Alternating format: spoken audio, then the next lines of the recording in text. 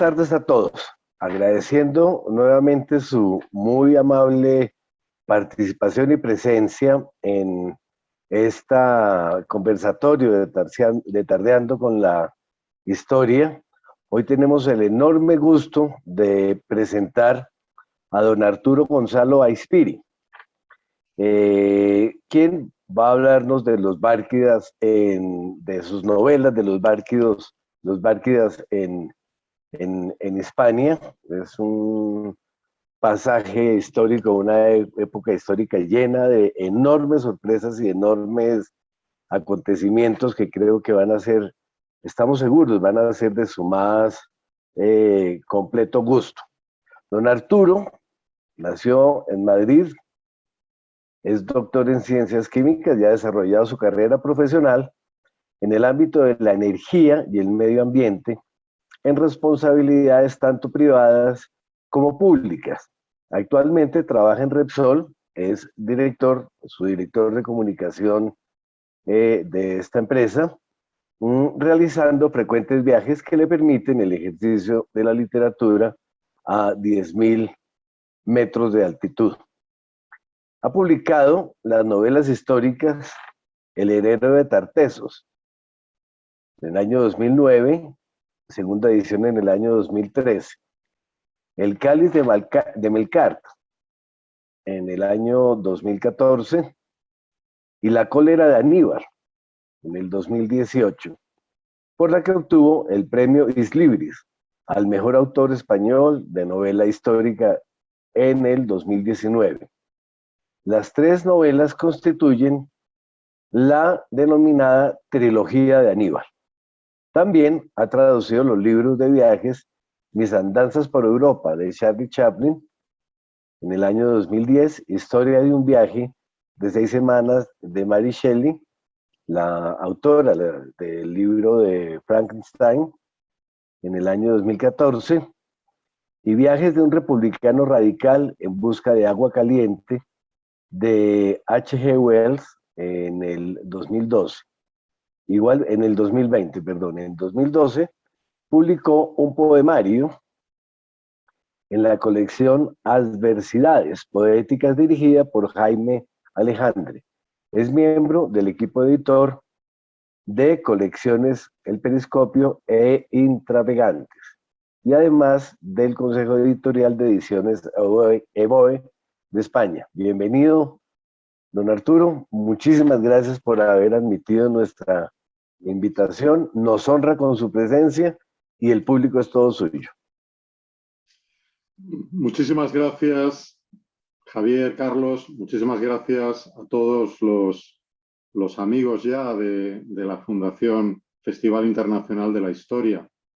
Créanme que me siento honradísimo por estar hoy con ustedes, por esta invitación. Les mando un saludo muy afectuoso desde Madrid a Colombia. Es un país que admiro, que le tengo un enorme afecto, que he tenido la ocasión de visitarlo en alguna ocasión, menos de las que me gustaría y menos de las que seguro que podré visitar en el futuro. Pero me alegra muchísimo poder compartir hoy este rato con todos ustedes. A mí hoy me gustaría hablarles de un momento histórico de la historia antigua del Mediterráneo occidental, de la península ibérica, en la que ocurrieron sucesos trascendentales que marcaron el sentido de la historia del mundo antiguo y que yo diría que a punto estuvieron de marcarlo de un modo aún más trascendental. Me gustaría explicarles cómo la presencia de la familia de los Bárquidas, la familia Barca, que era una familia muy eminente de la antigua Cartago, cómo su presencia en la península ibérica estuvo en el origen de la Segunda Guerra Púnica, el segundo gran enfrentamiento entre Roma y Cartago, que fue como las guerras mundiales de la antigüedad y cómo a punto estuvo de cambiar el mundo conocido entonces y el curso de la historia a partir de ese momento. Voy a intentar transmitírselo desde una cierta humildad. Como se ha dicho en mi presentación, yo soy un aficionado, he escrito algunas novelas, 3 novelas de esa época, me parece algo fascinante y sobre todo voy a intentar transmitirles mi pasión por esta época.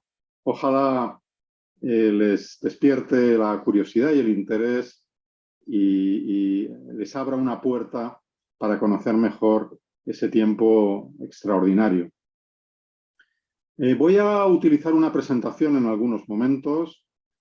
Esa presentación busca el efecto de que una imagen vale más que 1000 palabras. Les voy a intentar mostrar algunas imágenes. Son todas ellas ilustraciones. Hay ilustraciones en color de una artista maravillosa, Sandra Delgado, una de las grandes ilustradoras de ilustración histórica en España. Se lo voy a mostrar a continuación.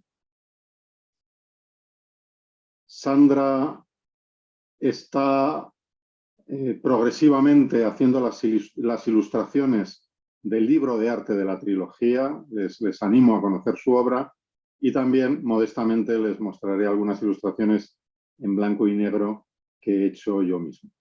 Muy bien, pues con esto voy a ir entrando en materia y el punto de partida de mi relato se sitúa en el año 237 a.C. Ese año se produce el desembarco en la ciudad de Gadir, la actual Cádiz, de un general cartaginés, Amílcar Barca, acompañado por su familia, por sus hijos. De ellos, el más conocido en la historia es Aníbal, el gran Aníbal Barca. También lo acompañan a Amílcar sus hijas, su yerno, Asdrúbal, llamado el Bello, que estaba casado con su hija Sofonisma. Llegan a la península ibérica, desembarcan en Gadir y con ese hecho cambian la historia del mundo conocido del Mediterráneo occidental en aquel momento. ¿Por qué? ¿Cuál es la importancia de ese hecho?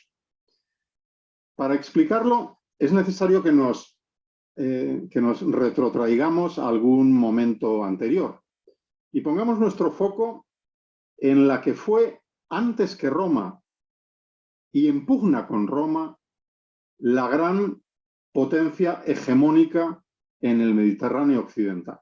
Me estoy refiriendo a la ciudad de Cartago.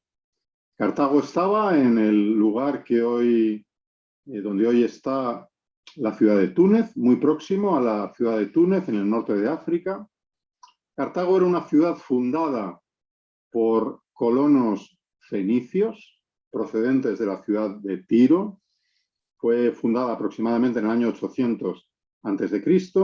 Se convirtió en una gran potencia comercial y marítima, también militar, pero empezó sobre todo como una gran potencia comercial y marítima, como eran de hecho los fenicios. Los fenicios eran un pueblo navegante, comerciante, y durante esos siglos compitieron con las ciudades-estado de Grecia en fundar colonias y puestos comerciales en el Mediterráneo occidental. Hubo, lógicamente, una pugna por las rutas comerciales, sobre todo, como digo, entre las colonias fundadas por los griegos y las colonias fundadas por los fenicios, y en particular entre Cartago y Masalia, que es la actual Marsella. Esa rivalidad se tuvo lugar en los siglos VII y VI a.C. y llevó a un enfrentamiento crucial, la batalla de Alalia, en el año 537 a.C., donde los cartagineses, aliados con los etruscos, derrotaron a los griegos foceos, procedían de la ciudad de Focea, de Masalia. Y Cartago, a partir de ese momento, se convierte en la gran potencia hegemónica del Mediterráneo occidental. Esa hegemonía se prolonga durante más de 2 siglos. Y durante ese tiempo empieza a aparecer una potencia, en un primer momento una potencia casi local, regional, que es la ciudad de Roma en el Lacio, en la península itálica. Cartago no siente ni mucho menos a Roma como una amenaza. Roma es, como digo, una potencia, hoy la podríamos llamar una potencia media, se va expandiendo lentamente por la península itálica, no tiene un potencial marítimo significativo y Cartago pues llega a sucesivos tratados con Roma, firma tratados con Roma en los años 509, 348, 306 y 279 a.C. Durante todo ese tiempo nadie puede rivalizar con el potencial comercial, marítimo, militar de Cartago. Por eso causa una sorpresa tal cuando Roma es capaz de, capturando una nave militar cartaginesa que había naufragado en la costa itálica, copiando las técnicas de construcción de esa nave, Roma es capaz de construir una flota militar. Y en la llamada Primera Guerra Púnica, que tiene lugar entre los años 264 y 242 a.C., Roma derrota contra todo pronóstico a Cartago en Sicilia. Y para mayor humillación de Cartago, lo hace en una gran batalla naval, la batalla de las Islas Égades. En esa batalla, el gran almirante cartaginés, Janón el Grande, es derrotado por la armada romana comandada por el cónsul Cayo Lutacio Cátulo. Esto es un hecho extraordinario, resuena por todo el mundo antiguo. Cartago ha sido derrotada en el mar por una potencia emergente que es Roma. No llegó a ser derrotada Cartago en suelo de Sicilia, en aquella época una gran parte de Sicilia estaba bajo dominio cartaginés. El general cartaginés que comandaba las fuerzas terrestres de Cartago en Sicilia era Amílcar Barca. Era el cabeza de una de las grandes familias de Cartago, la familia de los Barca, que era un apodo porque Barca quiere decir en el idioma cartaginés púnico, fenicio, rayo. De hecho, el símbolo del rayo junto con el caballo fueron los grandes emblemas de la familia Barca. Pues Amílcar Barca, que estaba atrincherado en el monte Érice, un monte en el corazón de Sicilia, tiene que marcharse y volver a Cartago porque la derrota naval le deja sin suministros y tiene que aceptar la derrota ante Roma. Esa derrota lo cambia todo. Roma le impone unas condiciones humillantes a Cartago. Cartago pierde sus posesiones en Sicilia, tiene que devolver a todos los prisioneros romanos sin rescate y tiene que comprometerse al pago de una cantidad astronómica por reparación de guerra. 200 talentos eubeos de la época, que era una cantidad extraordinaria de plata. Esto es un golpe enorme en Cartago. La situación se complica porque los mercenarios que habían luchado en el ejército de Cartago no les puede pagar y los mercenarios se sublevan y durante 4 años, comandados por 3 grandes líderes mercenarios, Autárico, Expendio y Mato, los mercenarios están a punto de poner de rodillas a la ciudad de Cartago. Lo evita precisamente Amílcar Barca. Es él el que consigue derrotar tras 4 años de una crueldad tremenda a los mercenarios, pero no puede evitar que Roma se aproveche de esa situación y arrebate a Cartago sus posesiones en Cerdeña. Por tanto, En este momento estamos en el año 238 a.C., hace 4 años que terminó la Primera Guerra Púnica. Cartago ha estado a punto de ponerse de rodillas ante los mercenarios, ha perdido sus posesiones territoriales en el Mediterráneo occidental, debe una enorme cantidad en concepto de reparación de guerra a Roma, y en ese momento Amílcar Barca es el que consigue poner orden y derrotar a los mercenarios.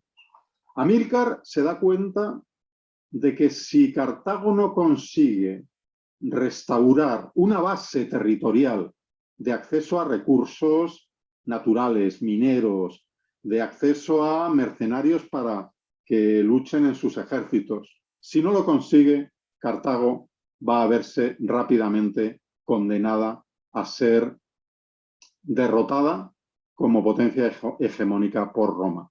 Y pone los ojos en la península ibérica. Pone los ojos en la península ibérica porque era un territorio con una leyenda de tener enormes recursos minerales, ganaderos, mineros, de pueblos belicosos que podían aportar mercenarios a sus ejércitos. Y además, en la costa de la península ibérica, los fenicios habían ido creando durante siglos colonias y puestos comerciales. De ellos, el más famoso, Gadir, la actual Cádiz, una ciudad insular en aquella época que había crecido hasta ser un emporio comercial que dominaba las rutas por el estrecho de Gibraltar, el acceso al litoral atlántico, tanto europeo como africano, el acceso a la zona en el Atlántico Norte que proporcionaba la principal fuente de abastecimiento de estaño, que era un mineral necesario para alearlo y producir bronce, que era el metal por excelencia en ese momento.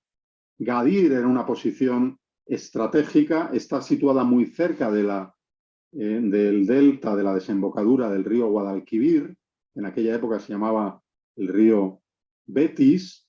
Era una región de riquezas legendarias donde había estado la bíblica Tartessos, una zona con una cultura muy avanzada, con una riqueza material artística extraordinaria.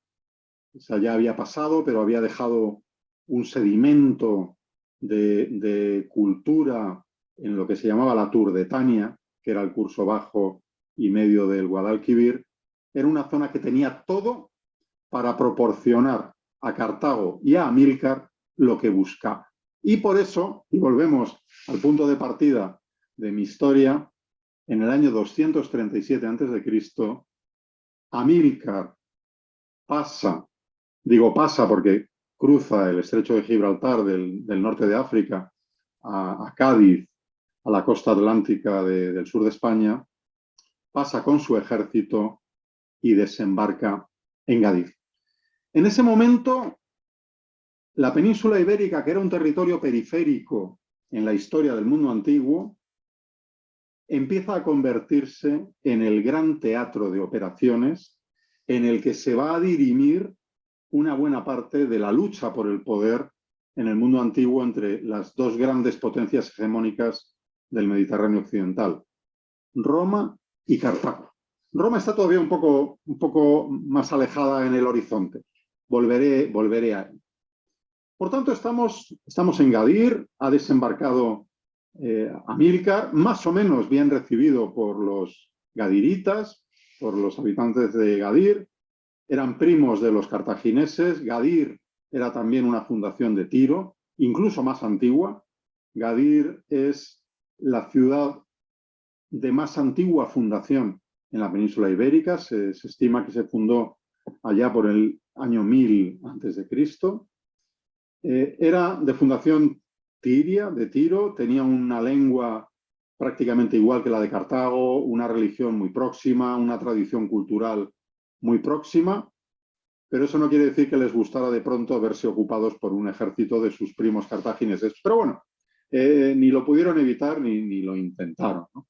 Entonces tenemos en ese momento ya a los bárquidas en la península ibérica, en Hispania. En aquella época, por cierto, probablemente es cuando se acuña el topónimo Hispania, que tiene una raíz de lengua fenicia y que posiblemente quiere decir tierra o costa de los conejos, porque debían ser muy, muy abundantes en la península en aquella época. Y como dije, Amílcar viene acompañado por su familia, singularmente por su yerno Asdrúbal y por su hijo Aníbal. Aníbal en ese momento tiene 10 años. Aníbal ha conocido durante los 4 años anteriores el miedo, la humillación de la derrota de romana, de la amenaza de los mercenarios. Seguramente le ha marcado. Desde las murallas de Cartago ha visto a los ejércitos mercenarios sitiando su ciudad. Además, pertenece a una familia de líderes militares. Su padre ha sido obligado a retirarse de Sicilia, Amílcar, y su padre guarda un odio irreconciliable hacia los romanos, que es, por cierto, continuación de un cierto odio histórico, que quizá luego podamos volver a él, en la leyenda de Dido y Eneas.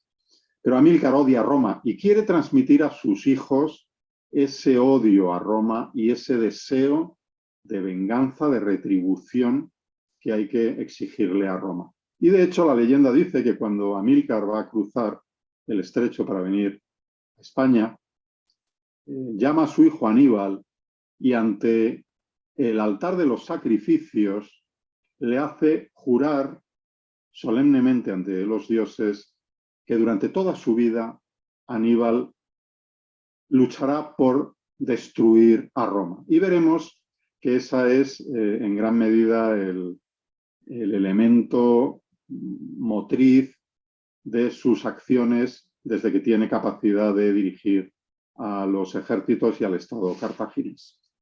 Por tanto, Aníbal tiene, como digo, 10 años, todavía es un niño, pero un niño que está muy cerca de su padre. En Gadir se encuentra una ciudad muy parecida a Cartago, más pequeña, pero culta, próspera. Gadir, como he dicho, tiene la llave al Atlántico, al Valle del Betis, y Gadir tiene además algo que la hace una ciudad extraordinaria, singular, única.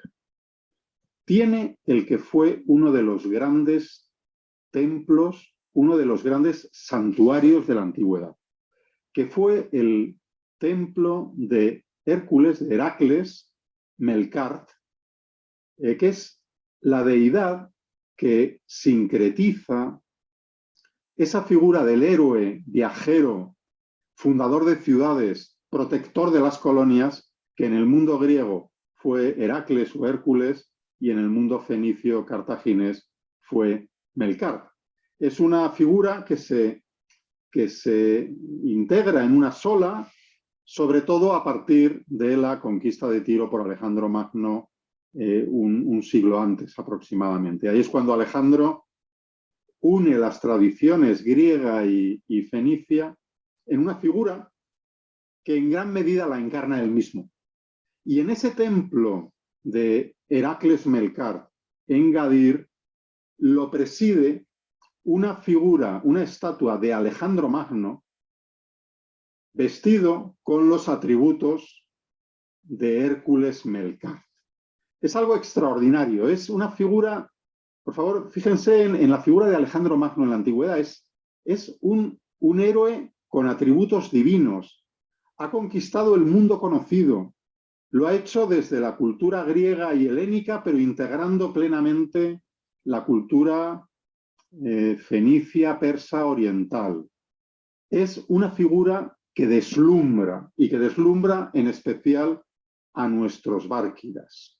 Vamos a ver cómo los cartagineses de la familia Barca emulan a Alejandro, al mundo helenístico, en un proceso que tiene una especial huella en Asdrúbal, el cuñado de Aníbal, y en el propio Aníbal. Esta imitatio, esta emulación de Alejandro es algo que va a estar muy presente y que vamos a volver a comentar más adelante. Bueno, vamos a presentaros alguna imagen que ilustre esto de lo que estoy hablando, brevemente. aquí os mostraba, bueno, el comienzo de la presentación. Aquí os presento a Amílcar como gran general cartaginés, y os puede resultar muy familiar su aspecto porque igualmente podría haber ido ataviado así el propio Alejandro Magno. O incluso os puede sonar familiar, os puede parecer algún general romano. Es muy interesante porque los bárquidas organizaron su ejército, construyeron su armada siguiendo las grandes líneas maestras del ejército helenístico. Utilizaron una versión propia de la falange macedónica de Alejandro Magno. Solemos ver a la antigua Roma como la gran heredera de la Grecia clásica, y ciertamente tiene muchos aspectos que lo apoyan, que lo justifican, pero en muchos otros los grandes herederos de la Grecia helenística fueron precisamente los cartagineses, y en muchos aspectos militares en particular. La falange la asumieron los cartagineses, pero por ejemplo Roma creó su propia unidad básica del ejército, que fue, como todos saben, la legión. La armada cartaginesa, y aquí se la muestro en una espléndida, como la anterior ilustración de Sandra Delgado, era una armada de clara inspiración fenicia y helenística, y fue totalmente imbatible para Roma, como he dicho, durante aproximadamente 2 siglos. Volveremos luego a las ilustraciones. Vuelvo ahora al relato. Estábamos en Gadir. ¿Qué ocurre en esos años en Gadir? Por una parte, Aníbal adquiere una espectacular formación, una educación de primer nivel, tiene grandes preceptores, el más conocido es Sósilo de Esparta, aprende la lengua griega, escribe obras históricas en lengua griega, Aníbal Barca. Tristemente, ninguna de ellas ha llegado a nosotros. Ojalá hubiéramos podido leer a Aníbal hablando con su propia lengua, escribiendo de su propia mano. Imaginemos que hubiera sido leer a Aníbal como pudimos leer luego, por ejemplo, a Julio César en sus comentarios de la Guerra de las Galias. Como digo, adquiere una formidable formación. Sus preceptores también le educan en esa imitación de Alejandro Magno y en esa entrega a la función, digamos, inspiradora de Hércules Melcar. Su preceptor Sósilo es probablemente quien le regala una estatuilla de Hércules que había pertenecido al propio Alejandro Magno. Esto inspira totalmente a nuestro Aníbal, y es un poco inevitable que él sienta ese deseo de emular a una figura como Alejandro. En paralelo, su padre Amílcar va extendiendo la conquista por el valle del Betis, el valle del Guadalquivir. Lo hace con una gran dificultad, porque los locales le plantean la más feroz resistencia, pero va derrotando a unos y a otros. Tiene un enfrentamiento especialmente duro con unos ejércitos de mercenarios célticos contratados a sueldo de los reyezuelos turdetanos. Hay un enfrentamiento muy, muy duro con 2 grandes caudillos celtas, Histolacio e Indortes. Amílcar se comporta con una extraordinaria crueldad, como hizo con los jefes de los mercenarios, tortura, arranca los ojos y crucifica a los caudillos celtas, pero eso le permite ir acabando con su resistencia. Va avanzando hacia la cabecera del río Guadalquivir, y entonces pone sitio a una ciudad oretana, la ciudad de Élique. Le plantea una inesperada resistencia, y fíjense que en ese momento Cartago y el ejército de Aníbal y de Amílcar tenía un poderío extraordinario. Tenía, por ejemplo, aquí les muestro cómo era la península ibérica en esa época y los principales pueblos que estaban en liza. Como hemos dicho, y les señalo con el cursor, aquí en la ciudad de Gadir es donde se instala la base de operaciones de Amílcar y los cartagineses, va ascendiendo por el valle del Guadalquivir, del Betis, va fundando alguna ciudad, ahora les mostraré la ciudad de Carmo, la actual Carmona, y llega al Alto Guadalquivir, donde acaba poniendo sitio a la ciudad de Élique que les muestro ahora con el cursor. Aquí les estoy mostrando la ciudad de Carmona. La ciudad de Carmona, que está próxima a Sevilla, tiene fuertes vestigios de lo que fue la muralla púnica, la muralla cartaginesa, que les muestro en esta ilustración. Es una técnica constructiva muy característica, con sillares almohadillados. Cuando vengan a España, les animo a ir a visitar la ciudad de Carmona. Es una maravilla y es un lugar apasionante desde el punto de vista histórico, con niveles de muchas culturas, cartaginesa, romana, visigoda, musulmana, etc. Y como les decía, el ejército cartaginés tiene un potencial extraordinario.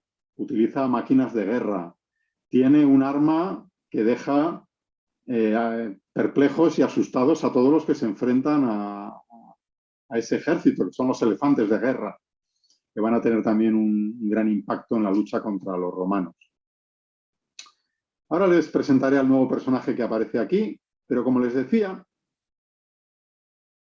en este avance Amílcar pone sitio a una ciudad llamada Élique, una ciudad oretana, y aparece un auxilio inesperado de un rey oretano llamado Orisón. Este rey oretano con su ejército pone en fuga a los cartagineses y Amílcar muere en una acción de guerra, dicen que ahogado al intentar cruzar un río próximo. Pero de repente Amílcar muere, el ejército cartaginés se queda sin líder, una gran parte del ejército cartaginés puede ponerse a salvo y el ejército inmediatamente elige para suceder a Aníbal a su yerno Asdrúbal. Asdrúbal, que tenía 32 años en ese momento, era un hombre con una extraordinaria capacidad militar, con un gran encanto personal.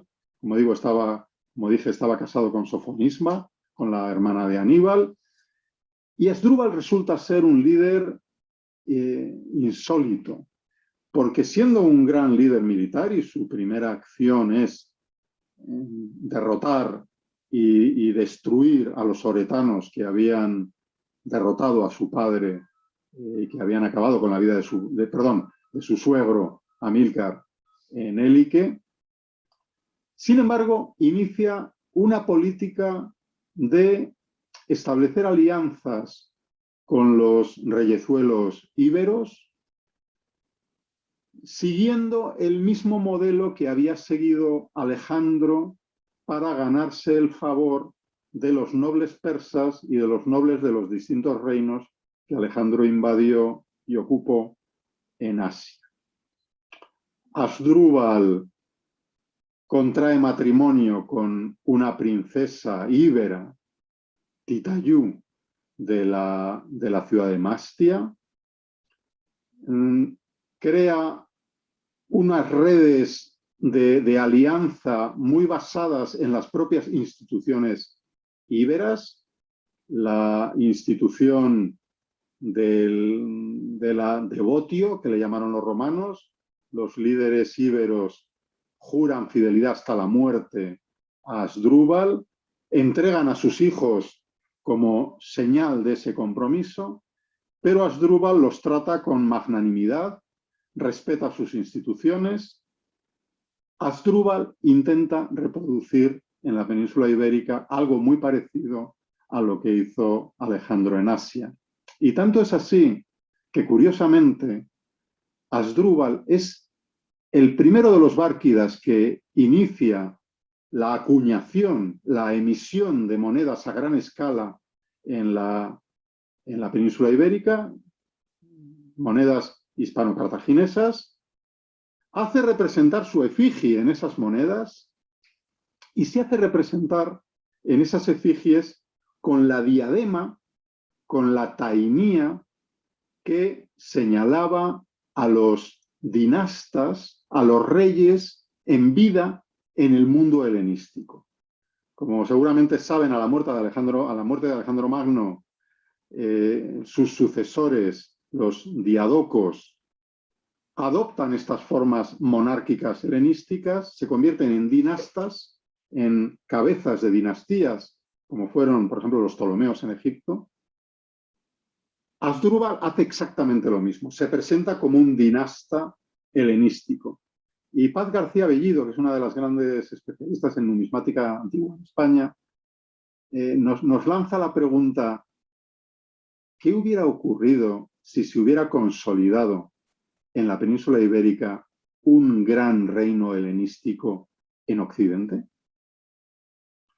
Les voy a presentar a Asdrúbal en este momento extraordinario. Aquí tenemos a Asdrúbal llegando a su palacio en la ciudad que él mismo fundó.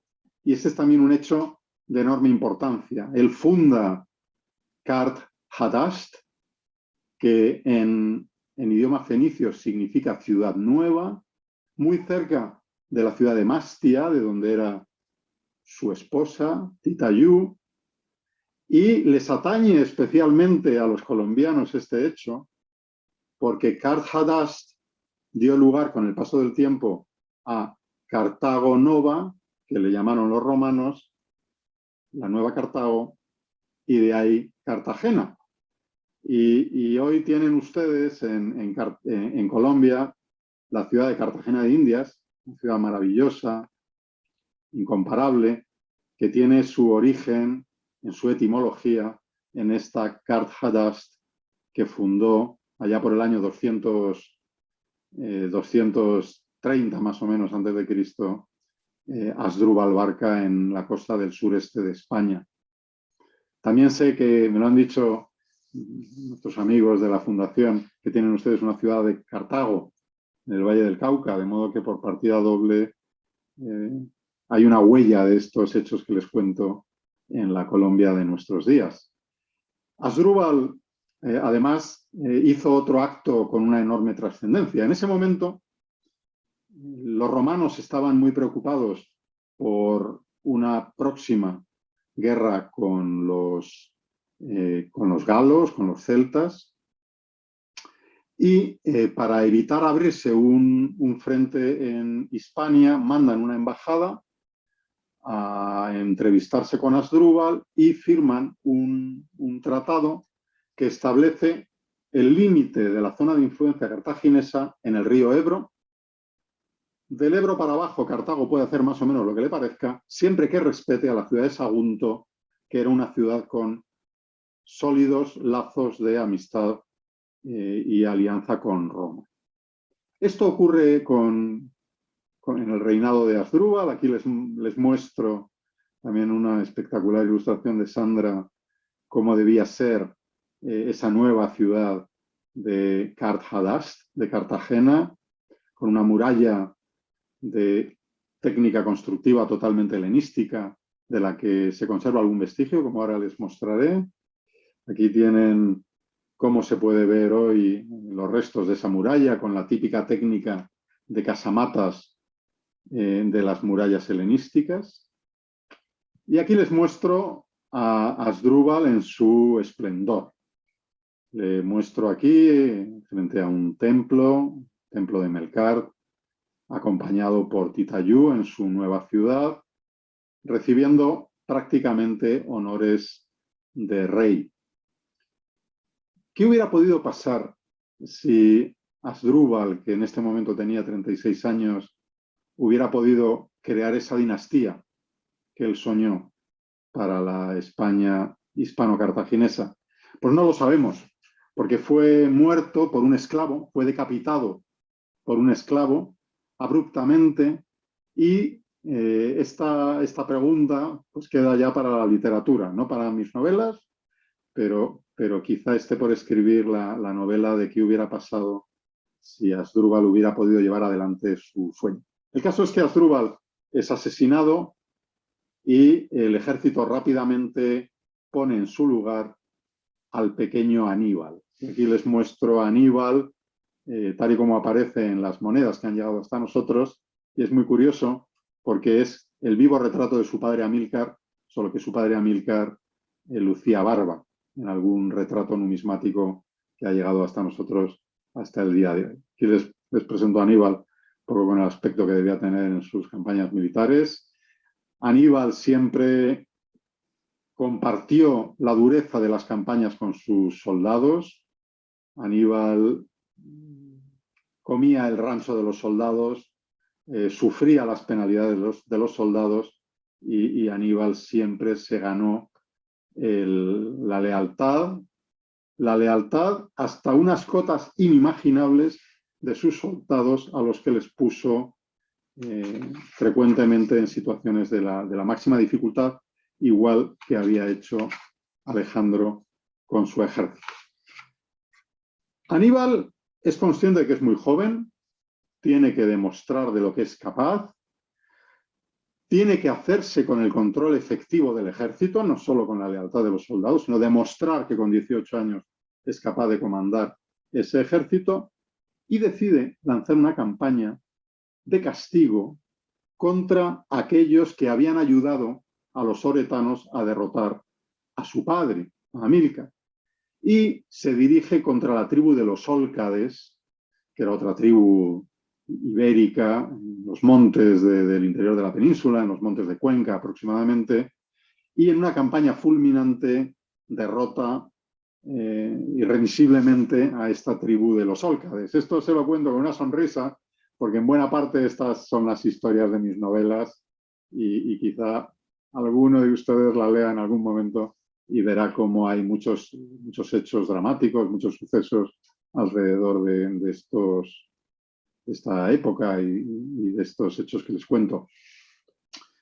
Aníbal demuestra que está perfectamente preparado para llevar adelante su proyecto. Él tiene muy presente el juramento de derrotar a Roma y se da cuenta que en la península ibérica tiene todo lo que necesita. Tiene una administración territorial, un estado construido, tiene formidables recursos. Se han descubierto junto a Karthadast, junto a Cartagena, unas fabulosas minas de plata. Tiene todo el potencial marítimo propio, pero también el de Gadir. Tiene acceso a metales, a mercenarios. Se da cuenta de que tiene muy cerca su objetivo. Y al año siguiente lanza una campaña extraordinariamente audaz con el objetivo de apaciguar su retaguardia y de conseguir recursos, asegurar recursos para la próxima campaña que está preparando contra Roma, y recorre el interior de la península ibérica. Lo puedo mostrar brevemente en el plano que les mostraba anteriormente.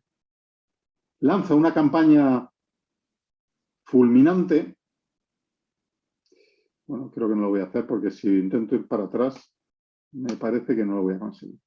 Bueno, discúlpenme. Bueno, lanza una campaña fulminante por el interior de la península ibérica, se enfrenta a distintos pueblos, se enfrenta a los betones, que están situados por la cadena montañosa que recorre la Sierra de Gredos, que recorre el centro de la península, una cultura muy avanzada, con una estructura social muy jerarquizada, con unas técnicas militares y con unas capacidades militares muy, muy notables.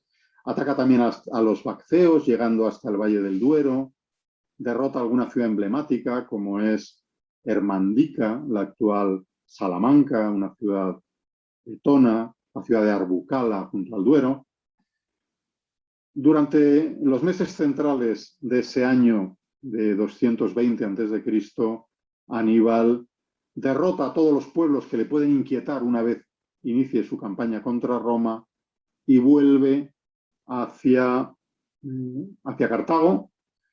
Atraviesa lugares que hoy muestran todavía los vestigios de aquellos hechos, Hay, por ejemplo, restos de poblados destruidos, como el Castro Betón del Raso de Candeleda. Son lugares maravillosos que hoy dan una perfecta idea de lo que fueron aquellas ciudades fortificadas que se enfrentaron a Aníbal.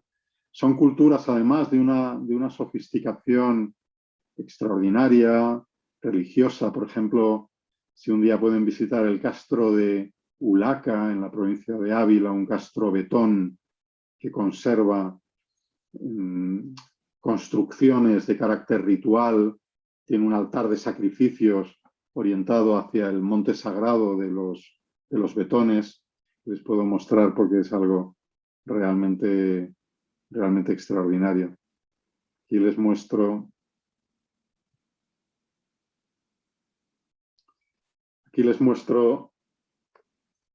el grado de sofisticación que había alcanzado la cultura ibérica en esta época. Esta ilustración que les muestro representa una escultura que adornó la puerta ceremonial de la ciudad íbera de Cástulo, en el Alto Guadalquivir. Había en aquella época un león como el que les muestro a cada lado de la puerta, y esta ciudad tiene además una importancia extraordinaria porque fue la ciudad de origen de la que sería la esposa íbera de Aníbal.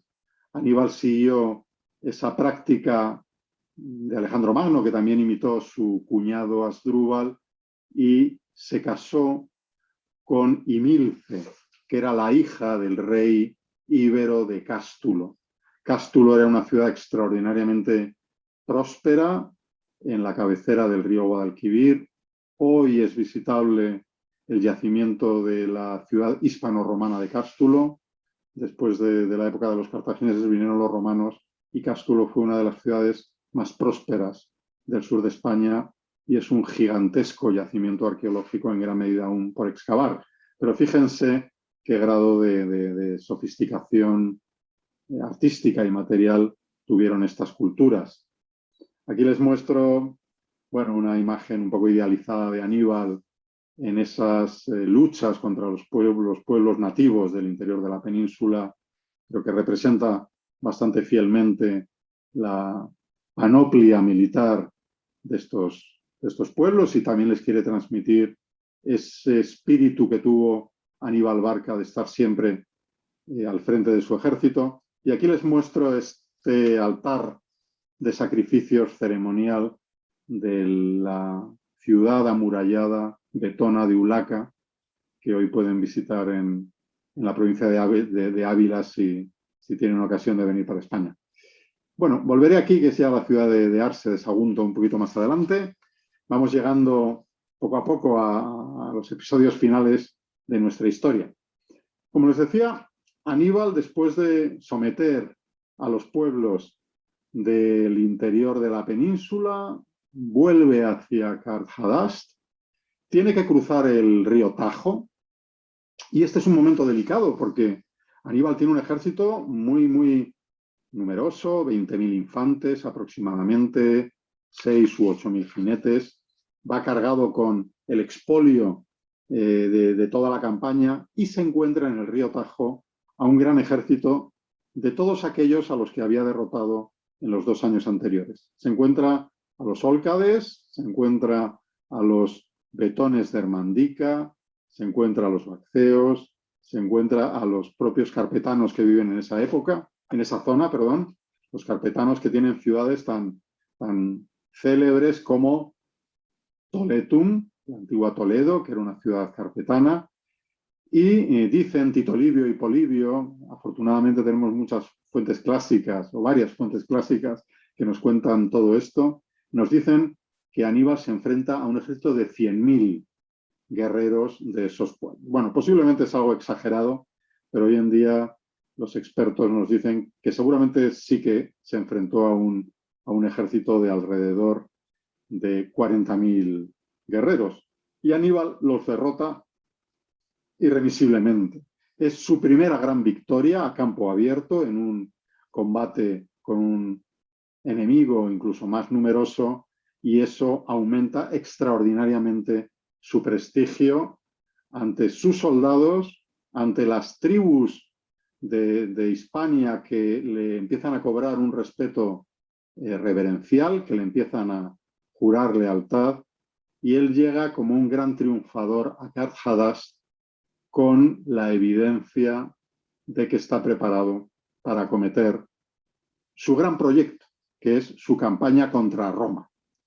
No sé si podemos hacer aquí una pequeña pausa, porque creo que estaba previsto que hubiera unos minutos para la presentación de las actividades de la Fundación. No sé si os parece que es el momento para ello. Sí, buenas tardes a todos. Bueno, Arturo, pues oír contar la historia de esta manera es apasionante. Vas a lograr el cometido de cautivarnos y buscar que profundicemos y estudiemos mucho más este tema tan maravilloso. Bueno, queremos continuar además difundiendo la historia de esta manera, llegar a sus casas y hacerlo como se ha venido haciendo a través de todo este tiempo de la pandemia y aún antes. Y para eso, pues hay varias formas como ustedes nos pueden apoyar para que esto continúe siendo una realidad. Les vamos a mostrar aquí en la Fundación varias formas como se pueden vincular y podamos lograr este cometido. Lo primero es este bono solidario que ven allí. Es un bono de 150,000 pesos como donación, que se puede hacer de dos formas, o en línea a través de nuestra página web. Ahí está la dirección de la página web, www.festivaldehistoria, y está la consignación en la cuenta corriente de la vivienda 4372-6999-4033. Es bien importante que los que quieran nos ayuden con esta donación para poder cumplir con este cometido. Adelante, Carlos. Otra forma, y que es además con una reciprocidad, es que ustedes puedan adquirir el libro que sacamos en el Festival de Historia en Villa de Leyva. Este es un libro maravilloso con todos los ejes temáticos. Es un libro muy bello, muy bien editado y con un contenido formidable, porque como estamos haciendo historia, digamos, de una manera amable para empresarios, para personas común, para no muy conocedores de la historia, entonces hace que, como esta tarde estamos viendo, pues la historia se nos cuente de esta manera que parece que fuera un cuento y un relato, o es un cuento y un relato maravilloso. Los ejes que tenemos ahí y que fueron tratados y son el contenido del libro son el Bicentenario, Antonio Nariño, Rodó, Francisco de Paula Santander, Culturas ancestrales y la conquista, las voces y experiencias de la historia, historia de la religión, es un tema fantástico, es un tema que cautivó mucho, la historia urbana, la influencia de la arquitectura italiana en Colombia, con Pietro Cantini, Jorge Enrique Cantini, además pues que son médicos, cirujanos estéticos y con sus ancestros arquitectónicos nos cuentan todo lo que fue la arquitectura italiana acá. La contrahistoria, ¿qué hubiera pasado? Como nos dice Arturo acá, ¿qué hubiera pasado si no hubieran asesinado, si este esclavo no hubiera asesinado de esta manera Asdrúbal? ¿Qué hubiera pasado con la historia? Eso se cuenta aquí y fueron unos temas también bien interesantes. Las revoluciones del siglo XX, mire, es que el siglo XX está lleno de revoluciones de todo tipo, la China, bueno, todas las revoluciones que hubo ahí, la rusa, etcétera. Entonces van a disfrutar estos temas. Arte y moda estuvo con nosotros, tenemos ahí el libro en Arte y Moda que hicimos con Pilar Castaño, el eje temático de ciencia y tecnología con grandes tecnólogos. Entonces hay de todos los temas y de todos los contenidos. Pueden adquirir este libro, sigamos Carlos, pueden adquirirlo como especie, independientemente, individualmente lo pueden adquirir. Ahí está el precio del libro, que son perdón un momento, 58.000 pesos y 8.000 pesos con el envío a Bogotá adicionales, más 14.000 pesos para el resto del país. O tenemos aquí una especie de promoción, continuemos, donde se puede hacer el bono solidario más el libro por 200.000 pesos. También están las cuentas allí que las tienen claras, las podemos, y tanto en línea como por consignación en la vivienda. Ojalá no solamente apoyan a la fundación, no solamente apoyan este trabajo que estamos haciendo, sino que adquieren un libro de verdad maravilloso, lleno de un contenido múltiple. Adelante, Carlos. Bueno, ya viene, ya casi llega este evento de turismo histórico y emprendimiento sostenible que se ha venido trabajando con la Fundación y la Corporación Tecnológica de Bogotá. Vamos a tener ese turismo histórico muy bien documentado. Esto va a ser como tipo maestría, de modo que la inversión es de 1.600.000 pesos y los pueden consignar en la cuenta vivienda. Vuelvo y digo aquí despacio, 47 32 69 99 40 33. Esto lo hemos venido trabajando en la fundación con esta entidad universitaria, con mucho cuidado, con lujo de detalles, para llevarles a ustedes un contenido que puede ser importante más adelante para sus mismas profesiones, desempeños en sus vidas profesionales. Ahí tienen mayor información en la página web que mostramos allí, director.virtualidad@ctv.edu.co, una alianza que tenemos con la CTV, de modo que van a ver el contenido tan excelente que tenemos ahí y de tanto contenido y de tanta utilidad. Sigamos. Bueno, próximo Tardeando con la Historia, con nuestro amigo y compañero de junta, Enrique Morales Nieto, que va a estar conversando con la historiadora Beatriz Cortázar, también nuestra miembro de junta directiva o miembro de junta directiva. El libro se llama Abolengo. Yo ya leí ese libro, es un libro maravilloso, La maldición del medallón real. De modo que qué bueno que tenemos aquí el autor del libro en la fundación con nosotros y nos va a estar el próximo sábado deleitando con todos los temas de los abolengos, pasándonos por tantos periodos de la historia tan interesantes, aún tocando mucho toda esta parte de España que estamos viendo aquí.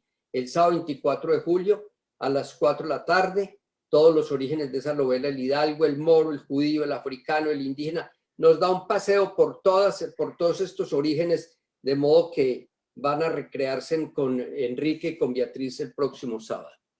Y por último, pues los invitamos este jueves 22 de julio a las 6:30 por Facebook Live o por Zoom en el otro programa del festival que se llama Vive tu Museo, y vamos a tener historia de las ofrendas muiscas, la última parte que se hace con el Museo del Oro, con Enrique y con Mariela Vargas, que es una conocedora, una historiadora, también miembro de nuestra junta directiva, conocedora absoluta de los muiscas, con sus libros que ya ha editado y los que vienen en camino.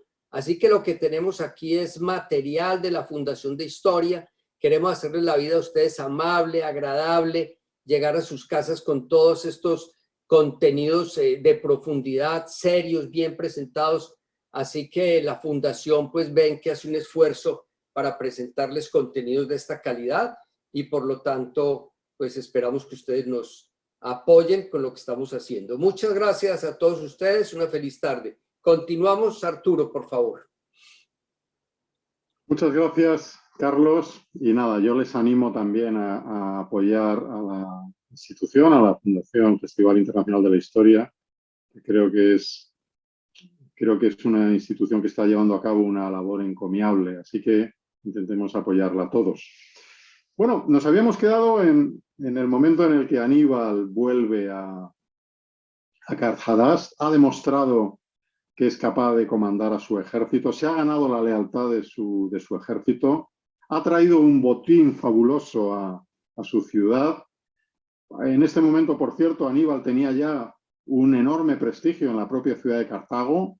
La familia Bárquida tenía un enorme apoyo en la asamblea de ciudadanos de Cartago.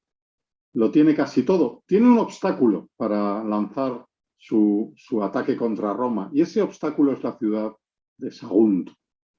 Recordemos que en el tratado que había firmado Asdrúbal con los embajadores romanos en el 226 a.C., se había establecido que Sagunto mantendría su alianza con Roma, a pesar de estar al sur del río Ebro, y que Cartago no podría amenazarla. Aníbal se da cuenta que tiene que eliminar esa resistencia porque no puede dejar en su retaguardia a una ciudad amurallada, tan inexpugnable como era en ese momento Sagunto, y emprende el asedio de Sagunto. Sagunto, que en realidad hablamos de Sagunto, pero el nombre indígena era Arse, era una ciudad amurallada en lo alto de un risco que hoy en día sigue siendo impresionante de visitar, porque han pasado también romanos, visigodos, musulmanes, hasta en la guerra de independencia contra los franceses se lucharon allí acciones militares. Entonces, los íberos de Arse resisten durante 8 meses al que en ese momento era el mayor ejército de la antigüedad, con un heroísmo que al final acaba siendo prácticamente suicida y que le supone un enorme contratiempo a Aníbal, pero finalmente Aníbal consigue derrotar la resistencia de Sagunto, seguir adelante y llegar al río Ebro, que era el límite de la esfera de influencia territorial de Cartago según los tratados. Si no hubiera sido suficiente el sometimiento de Sagunto, en todo caso, cruzar en armas el río Ebro era una declaración de guerra. Diré que esto ya lo tenía asumido Aníbal, incluso había recibido una embajada de Roma durante el sitio de Cartago, durante el sitio de Sagunto, donde los romanos le conminan a respetar a Sagunto tal y como se establecía en el tratado, y Aníbal ignora absolutamente las advertencias de Roma, se siente ya lanzado a la campaña militar y se siente poderoso. Los embajadores romanos luego van a la propia Cartago e igualmente en Cartago son rechazados. Por cierto que durante el asedio de Sagunto también nace el hijo de Aníbal, Aspar, el hijo que tuvo con Himilce, que intentó disuadir a Aníbal de que emprendiera esa campaña. Cuando vio que no podía disuadirle, intentó acompañarle, tampoco Aníbal lo permitió, mandó a Cartago a Himilce con su hijo Aspar y se pierde el rastro en la historia de lo que fue de la mujer y el hijo de Aníbal. Aníbal cruza el Ebro, lo hace con elementos dramáticos como se estilaba en esa época. Aníbal tiene un sueño en el que un joven se le aparece y le dice que le va a guiar hasta Roma, hasta la península itálica, y en el sueño Aníbal mira a su espalda y ve que hay una serpiente que va destruyendo todo a su paso, y el joven le dice que la serpiente representa la destrucción de Italia y la destrucción de Roma. Bueno, esto eran cosas que seguramente se ponían en circulación para dar moral y espíritu de triunfo a los soldados. El caso es que Aníbal cruza el río Ebro, somete a los pueblos que al norte del río Ebro le separan de los Pirineos, envía una avanzadilla de exploradores para ir estableciendo alianzas con los pueblos íberos y celtas, galos, que va a encontrarse en su camino, elige alianzas con los que tienen una relación más hostil con Roma y se dispone a cruzar los Pirineos, se dispone a emprender la que será una de las más asombrosas gestas militares de la antigüedad, cruzando los Pirineos y los Alpes con su ejército, con aproximadamente 40.000 soldados de a pie, con unos 8.000 jinetes y con un contingente de elefantes, y presentándose en el norte de Italia sin previo aviso para estupor y pánico de los romanos. Antes de eso, deja un fuerte contingente de tropas al mando de su hermano Asdrúbal, no confundir con su cuñado Asdrúbal el Bello, que ya había muerto, su hermano Asdrúbal Barca. Le deja sobre todo su flota, una flota con 57 naves de guerra, de la mejor tecnología militar del momento, para que le lleve refuerzos y suministros a su campaña en Italia, y deja a su hermano Hanón, le deja con tropas en la zona norte de la península para controlar también la retaguardia en su campaña.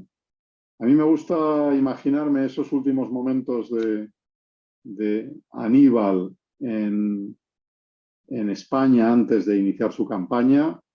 Se piensa que seguramente creó una fortificación militar en la actual Tarragona, en la ciudad íbera de Quesse.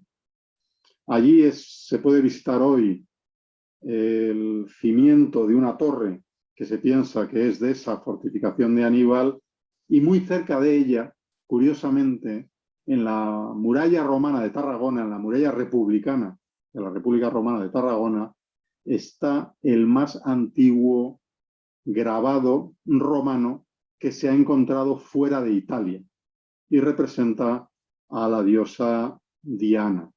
Entonces me gusta terminar aquí mi ponencia de hoy. En ese punto de encuentro, el último vestigio de Aníbal en la península.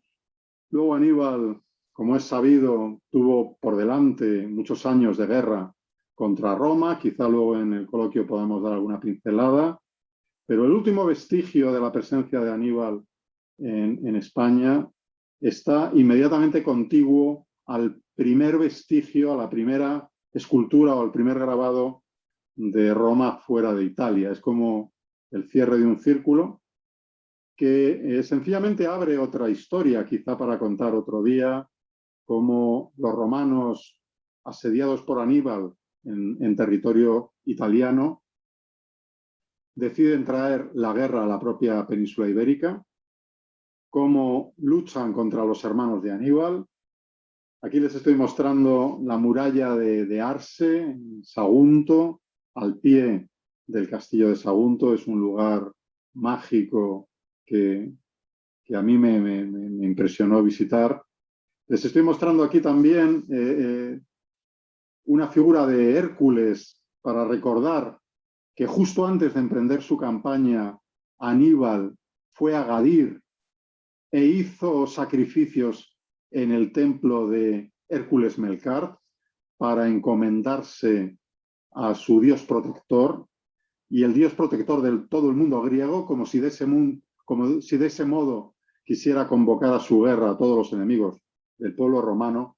Y aquí les muestro, para terminar, esa Diana cazadora, que está todavía hoy visible en la muralla romana republicana de Tarraco, y que muestra el fin de un momento histórico, el que representaron los bárquidas, el que representó a Aníbal, aunque todavía deberían ocurrir muchos sucesos, pero en la península ibérica representa en cierto modo ese fin y el inicio de la hegemonía romana. Así que me quedo aquí por el momento. Muchísimas gracias por su atención y me pongo a su disposición para las preguntas que puedan tener. Gracias.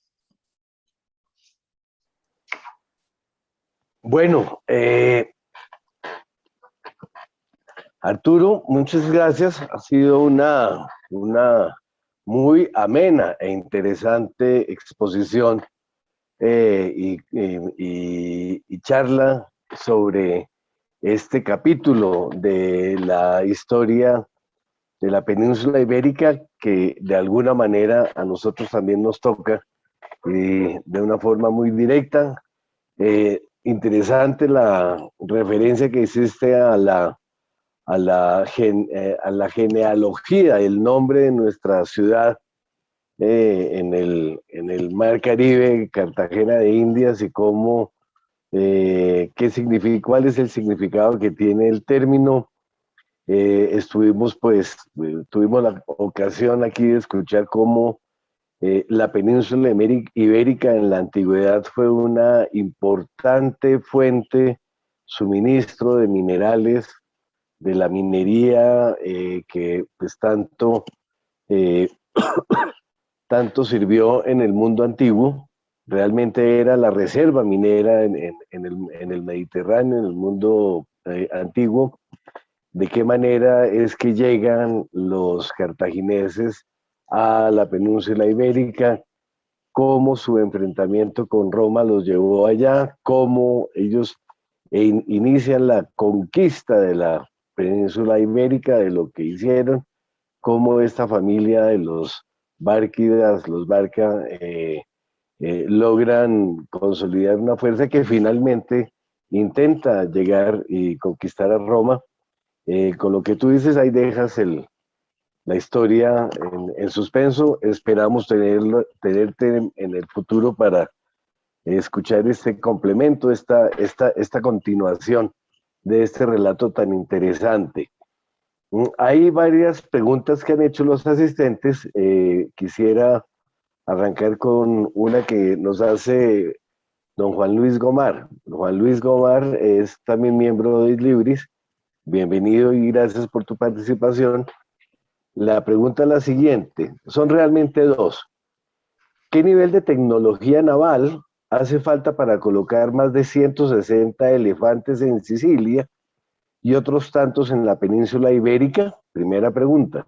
Segunda pregunta, ¿podríamos comentar algo sobre la construcción de barcos en Cartago? Muchas gracias, Javier, y muchas gracias, Juan Luis, que además quiero agradecer a Juan Luis cómo nos ha coordinado a los autores que alrededor de Islibris y de Ediciones Eboe estamos participando en esta iniciativa.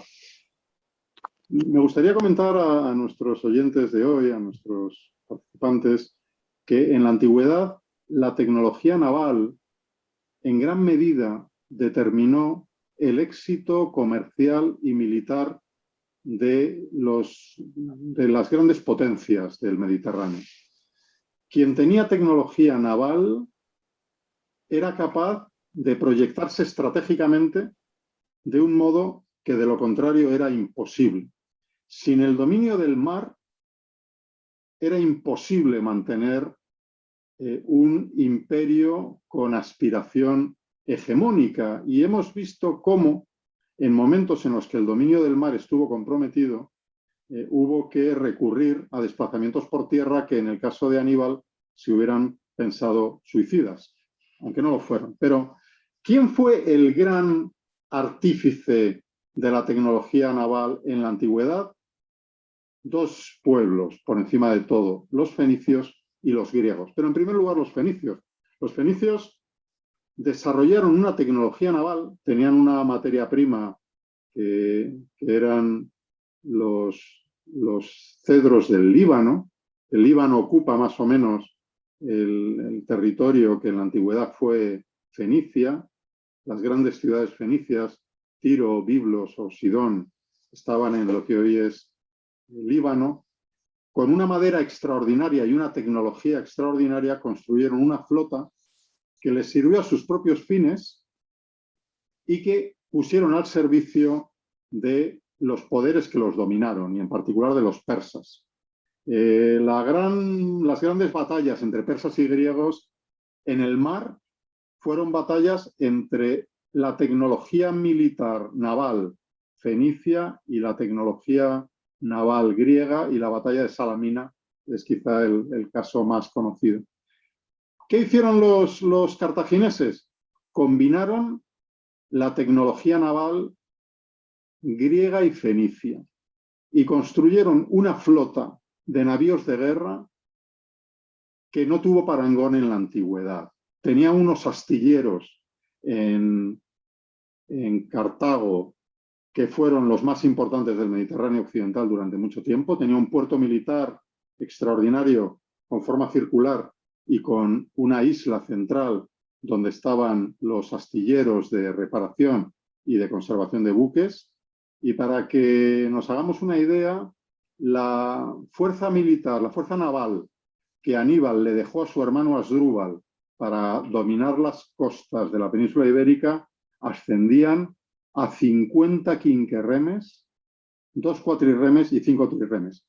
50 quinquerremes, que eran buques con 3 órdenes de remos, con hasta 5 remeros por remo. Era una máquina militar increíble, que era capaz de llevar incluso importantes fuerzas de infantería e incluso máquinas de guerra e incluso elefantes, aunque normalmente los elefantes los llevaban en barcos de transporte que tenían una mayor capacidad. De modo que Juan Luis, yo creo que pone, como buen conocedor de la tecnología naval griega, el dedo en la llaga. La tecnología naval cartaginesa fue su arma incomparable durante 3 siglos en el Mediterráneo occidental.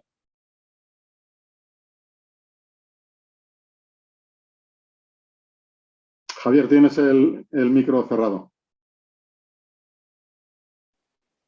Perdón, gracias. Te agradezco. Beatriz Cortázar hace la siguiente pregunta. ¿Cómo pudieron los romanos emular la flota marítima cartaginesa a partir de una nave hundida y más tarde derrotados? Y tiene otra pregunta que también la hago, es, ¿los libros de Arturo se consiguen en Colombia? En primer lugar, los romanos consiguieron capturar un barco militar cartaginés que encalló en la costa italiana, una quinquerreme, que era el barco militar que constituía la espina dorsal de la armada cartaginesa. Era el barco de mayor potencia, de mayor capacidad militar, de mayor capacidad de acometida a otros barcos, de mayor capacidad de transporte de tropas, de mayor velocidad en la acometida con el espolón a las naves contrarias. Los romanos consiguieron capturar una quinquerreme y con ese barco capturado, los romanos, que eran ingenieros excepcionales, nunca nos cansaremos de admirarnos ante la ingeniería romana. La ingeniería romana es un milagro que a día de hoy nos sigue asombrando, y si alguien quiere, y no lo ha hecho todavía, quiere comprobarlo, yo le invito a que vaya a ver el acueducto de Segovia o el puente de Alcántara, que son obras romanas que siguen en perfecto estado de revista 2000 años después. Es algo inaudito. Bueno, los romanos, que eran extraordinarios ingenieros, pues fueron capaces de copiar primero y luego mejorar ese barco y construir en un tiempo récord una flota donde incluso, aparte del tesoro romano, las propias personas, los propios patricios romanos contribuían de su propia fortuna para la construcción de barcos. Esta era la primera pregunta, y la segunda era, perdón, Javier. La segunda es si tus libros están disponibles en Colombia. Bueno, los libros, pues oye, están disponibles en ebook, que eso afortunadamente son accesibles en todas partes, y también por Amazon, que tardará un poquitín más, pero por supuesto que también pueden llegar a Colombia. Bueno. He visto por ahí, por cierto, Javier, que alguien preguntaba, Irma preguntaba, ¿en dónde derrota Aníbal a los romanos? Sí, ya iba a hacerte, hay 2 preguntas que quieren, quieren abarcar el tema que esperamos tener en una continuación, pero te las voy a hacer. Irma, precisamente Irma Seveda hace esta pregunta, ¿en dónde derrota Aníbal a los romanos? Y también Carlos José Osorio Luna hace la siguiente pregunta. Se ha escrito mucho y no escrito también sobre las razones por las que Aníbal no arrasó con Roma después de la batalla de Cannae. ¿Realmente dudó? ¿Por qué no lo hizo?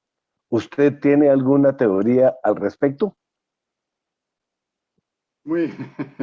Esa pregunta es muy complicada de responder. Yo voy a dar una respuesta, pero hay tantas como casi teorías y estudiosos que han tratado este tema.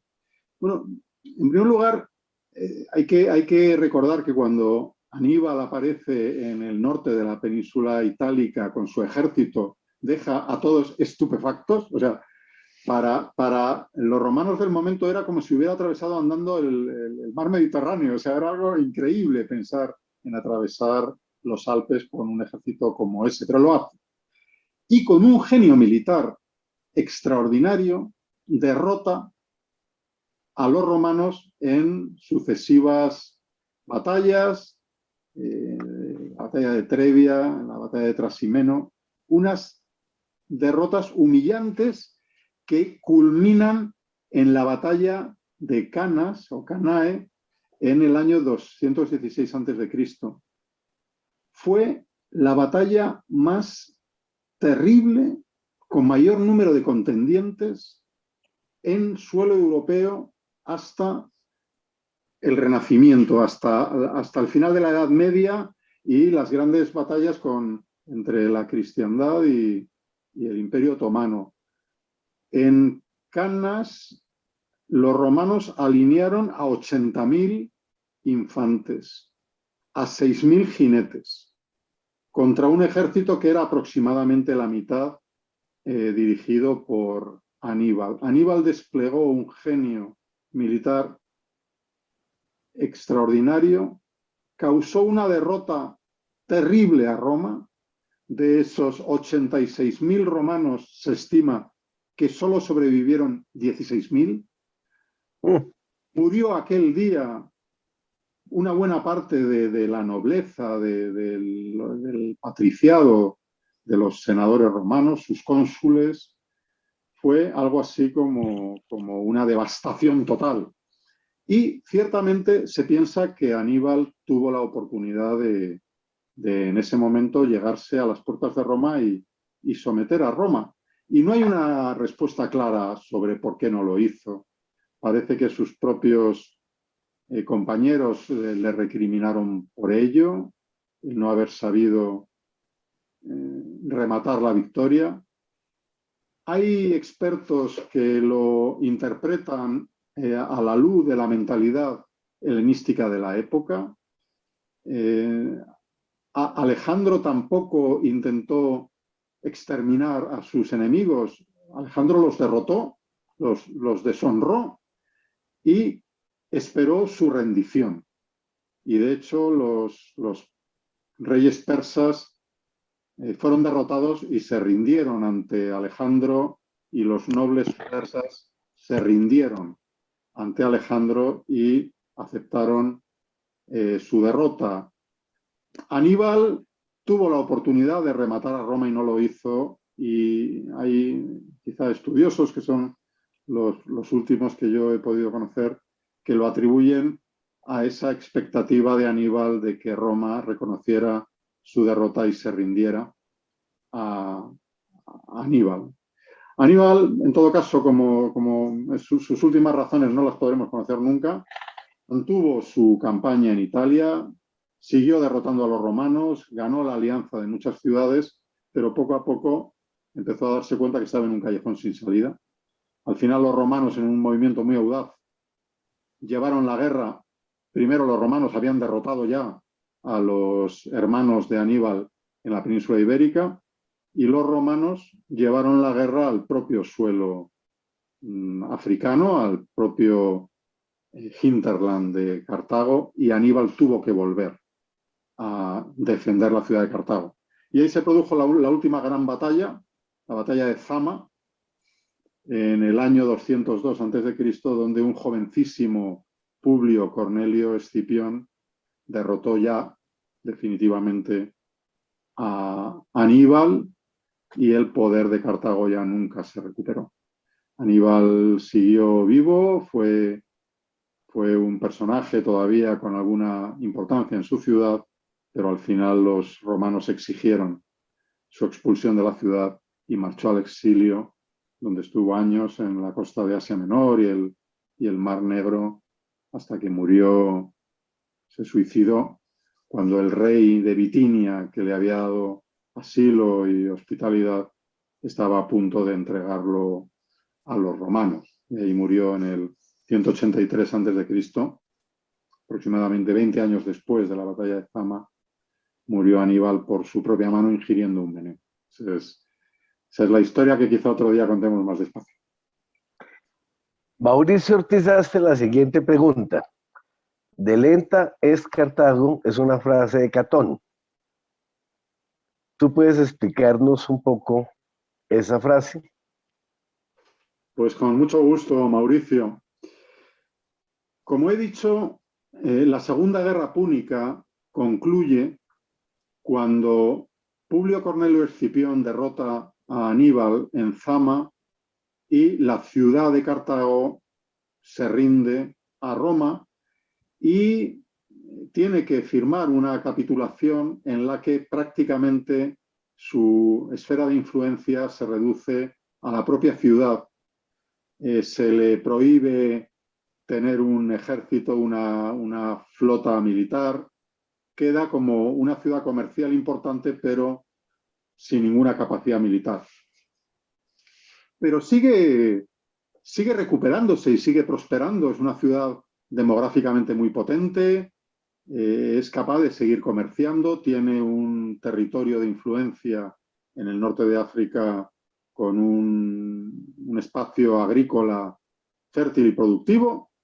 Y en Roma hay un grupo de senadores conservadores encabezados por Catón que consideran que Roma nunca podrá sentirse segura mientras Cartago tenga una oportunidad de recuperarse. Y Catón, en el Senado romano, siempre iniciaba sus discursos diciendo, o siempre los concluía, diciendo, delenda est Cartago. Cartago debe ser destruida. Roma no estará segura mientras Cartago no sea completamente destruida.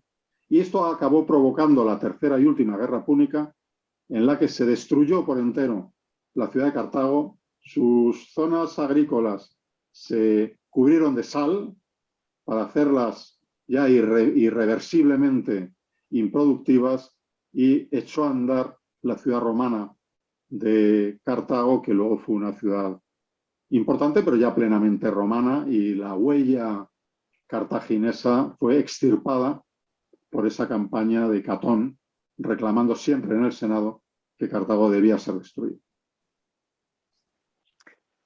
Gracias, Arturo. Bueno, hemos hablado durante toda la tarde nos hemos concentrado mucho acerca del tema bélico, el enfrentamiento entre Roma y Cartago, la familia los Bárquidas.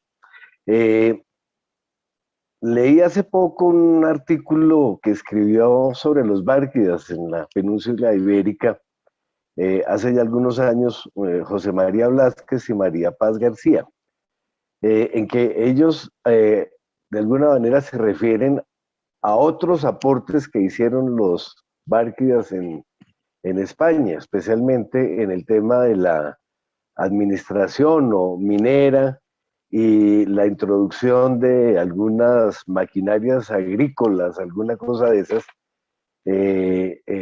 No sé cuál es tu opinión sobre lo que escribieron los profesores Blázquez y García sobre ese tema. Nos gustaría conocer tu opinión. Son grandísimos expertos, José María Blázquez y Paz García Bellido. De hecho, Paz García Bellido es a la que me referí cuando hablaba de la numismática y los retratos en las monedas. Sí.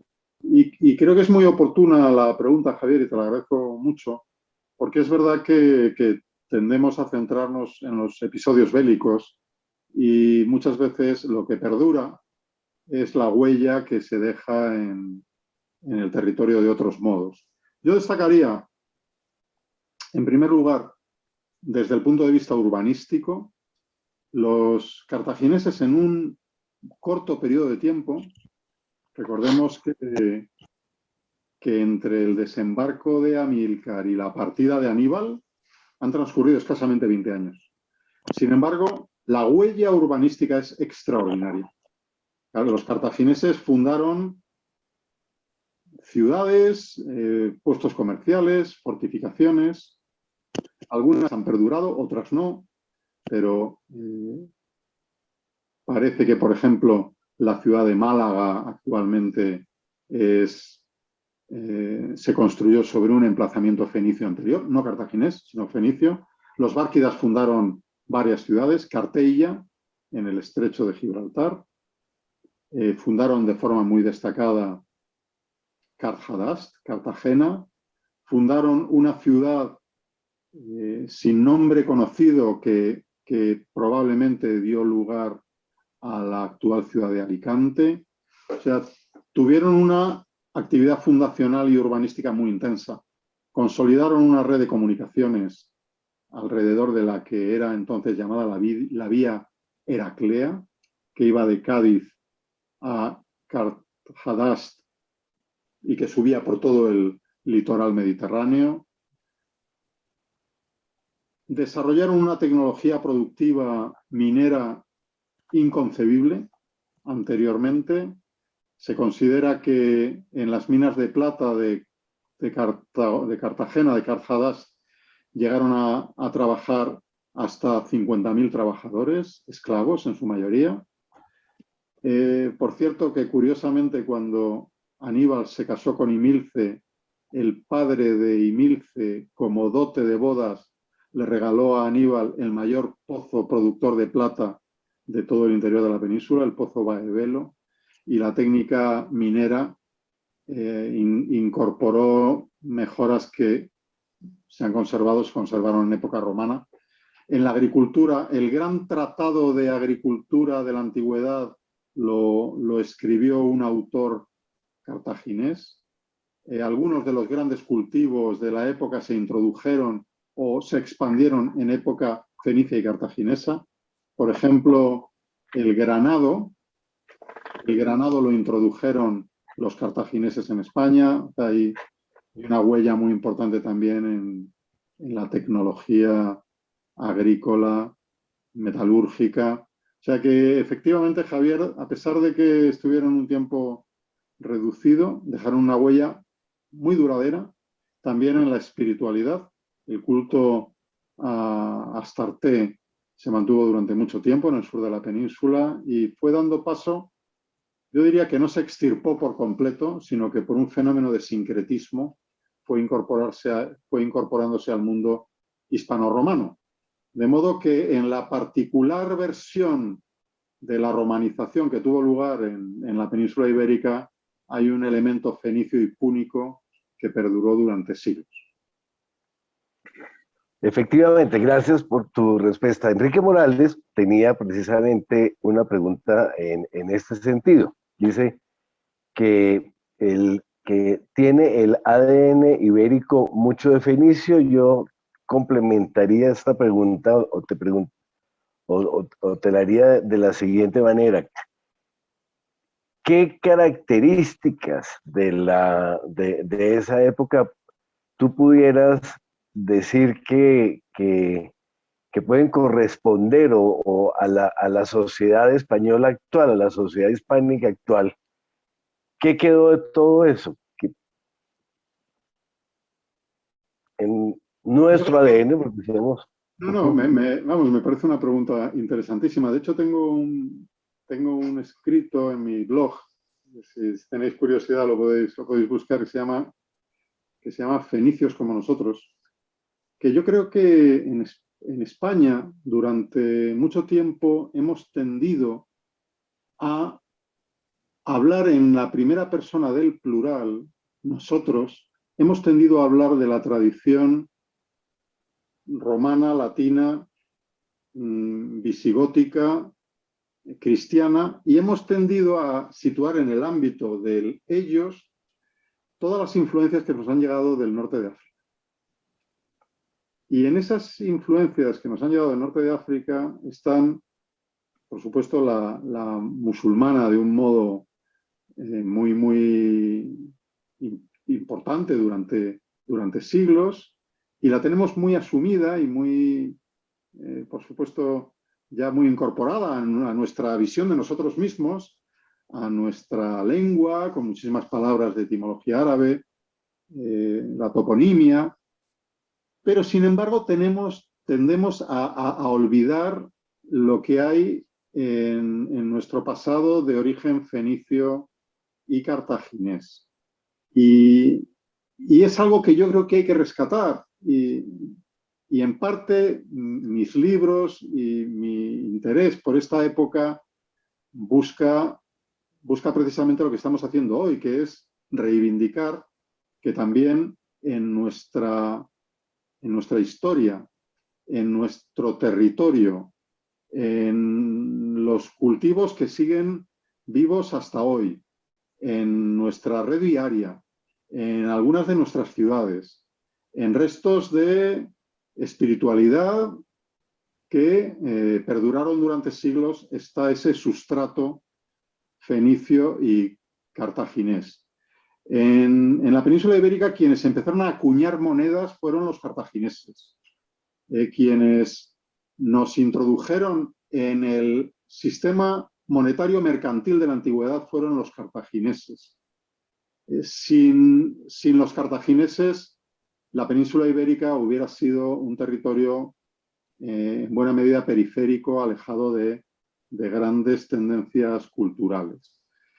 Y yo diría que hay incluso algo más, que es una cierta resistencia en la península ibérica a aceptar visiones tan uniformadoras como fue el modelo colonial y de civilización romano. Y por contra, en la península ibérica se buscó un espíritu de una cierta confederación de pueblos un poco menos uniformizada, que yo diría que incluso subsistió hasta las taifas islámicas y hasta esa estructura de monarquía de distintos reinos que fue en sus primeras épocas la monarquía hispánica.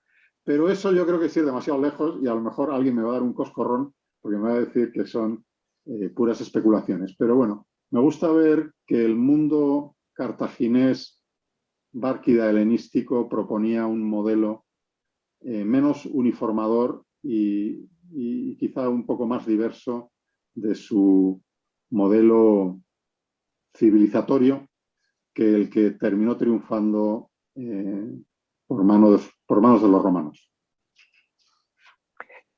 Bueno, Arturo, muchísimas gracias. Esta ha sido una tarde muy agradable.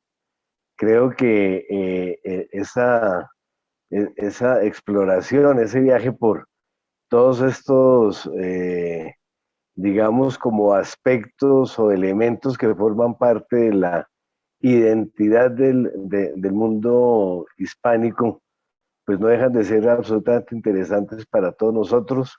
En nombre de la Fundación y del mío propio, agradecemos muchísimo que haber tenido el honor de contar con tu participación. No sé si tengas algún comentario adicional, algo más para decir. Y no sé, muchísimas gracias.